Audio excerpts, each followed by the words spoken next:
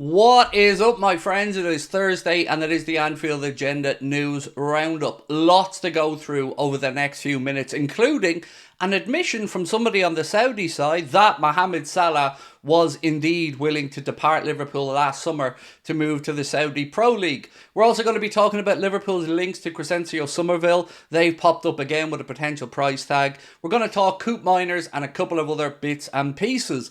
We do want to know your thoughts though, so let us know in the comment section. Drop a like on the video if you enjoy it, and don't forget to hit that subscribe button. I want to give a shout out to our friends in Belfast. Just 2 weeks to go until we arrive at the limelight for our live show. If you'd like to come along and see us, you can get your tickets with the link in the description, or just go on to Ticketmaster and search on there. Hard to believe it's crept up on us this quickly, but just 2 weeks to go until we're at the limelight in Belfast. Hope to see you there. So today's first story comes from The Guardian. It's more of a report than anything, so we're going to just fly through this. But Guardian say that Mohamed Salah and Alisson Becker are amongst the top candidates for the Saudi Pro League to try and lure over there from the Premier League this summer. So again, we'll have to keep an eye on this as the situation develops. All of these links, particularly about Alisson, worry me because I don't want them to be true. The real underlying story here seems to be that, according to reports, Alisson Becker and his family just don't really like the climate in Liverpool. Now, again, I'm not the one giving out these stories, but there are persistent links here and it is causing me concern. The next thing I'd like to speak about though, my friends, is something that David Ornstein said. That normally I agree with most of what David says, but on this one, I disagree. Let me read out what he said. Liverpool prefer to retain all three, Virgil, Trent and Salah, but there may be considerations on both sides before we establish an outcome. Liverpool don't want them to enter the final 12 months of their contract, but that is possible. I've said this all the way through, particularly with Trent. I find it ludicrous that Liverpool have allowed this situation to develop. It's a little bit more understandable with players like Virgil or Salah or those in the latter part of their career, albeit with still good years ahead of them.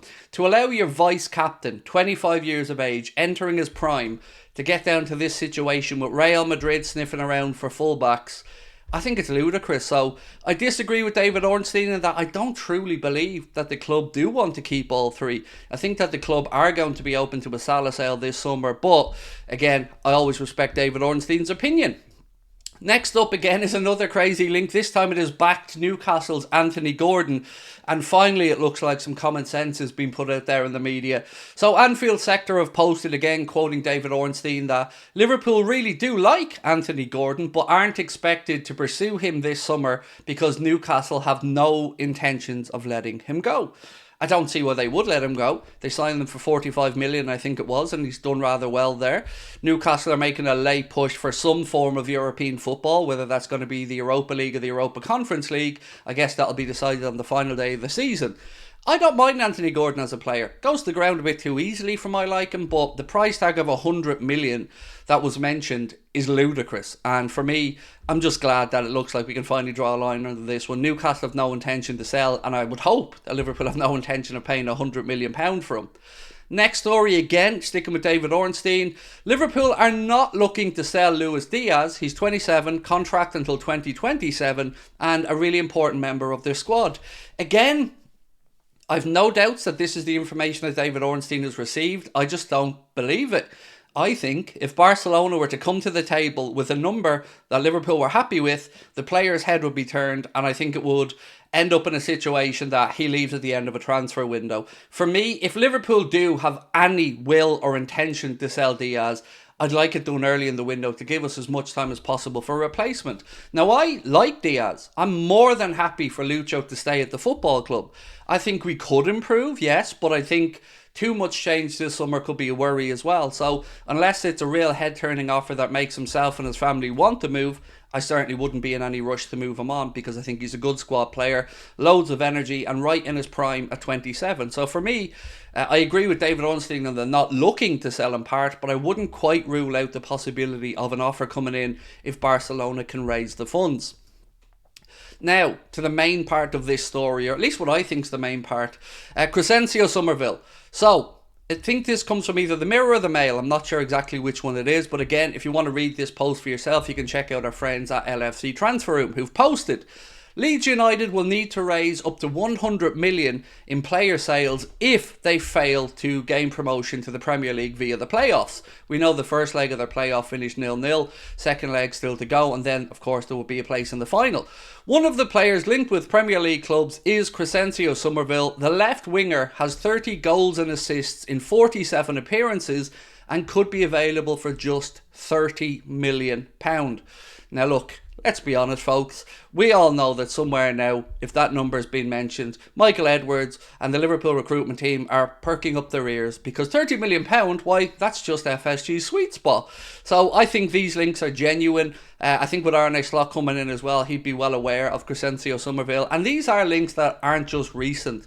It looks like we've been tracking Summerville for a while.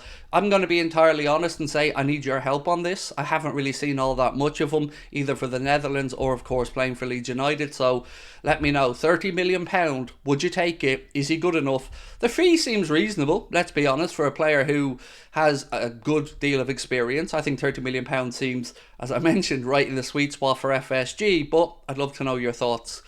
3 years ago today, by the way, 3 years ago today, what happened? Alisson Becker's header against West Brom 3 years ago today. So little tip of the cap to Mr. Alisson Becker there on that one. I think a moment none of us will ever forget. Also, the club have now released their new official training range for the 2024-25 home kit, so you can check that out on the club's website as well. But the last story that I have for you guys, I'm going to go into in far more detail tonight on the Late Night Agenda. But speaking on the Ariel Helwani podcast, Turkey ALALSHIKH, part of the Saudi sports, how would I describe Saudi sports team, for the best way I can describe it to you, and a very, very, very influential man with a lot of scope, a lot of power, and certainly a lot of say in all things sport related in Saudi, was doing an interview with Ariel Helwani, boxing and other stuff. But also what came up in this interview, I think it was one of the last questions Ariel asked, was what's happening with Mohamed Salah and Saudi. And to be fair to Mr. ALALSHIKH, he said, not sure, but I do know that last summer he was open to the move. Liverpool wouldn't sell him, but that Mohamed Salah was willing to move to the Saudi Pro League last summer. Liverpool dug their heels in, wouldn't sell, and he's still at the club. So for people who think now that he may not want to go this summer, and I think you've got to take into account what this gentleman has said.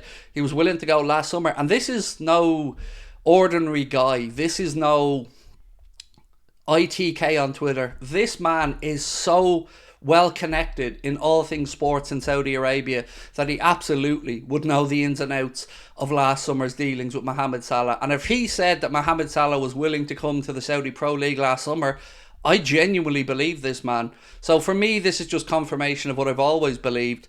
Mohamed Salah would have gone and will go this summer if Liverpool are willing to sell. I'll go into it in a lot more detail tonight. But for those of you who've called me deluded and talked to me about Salah and saying I've got an agenda against them, I really never have done. But I do speak what I believe to be the truth. And this backs up everything that I was told over the last year. So for me, I do think we lose Salah this summer if the Saudi Pro League can get to a number that works for Liverpool. Again though, love to know your thoughts, and we'll go into this in far more detail tonight at 8:30. Until then, my friends, thank you for watching, and I look forward to catching up with you soon. Take care, bye bye.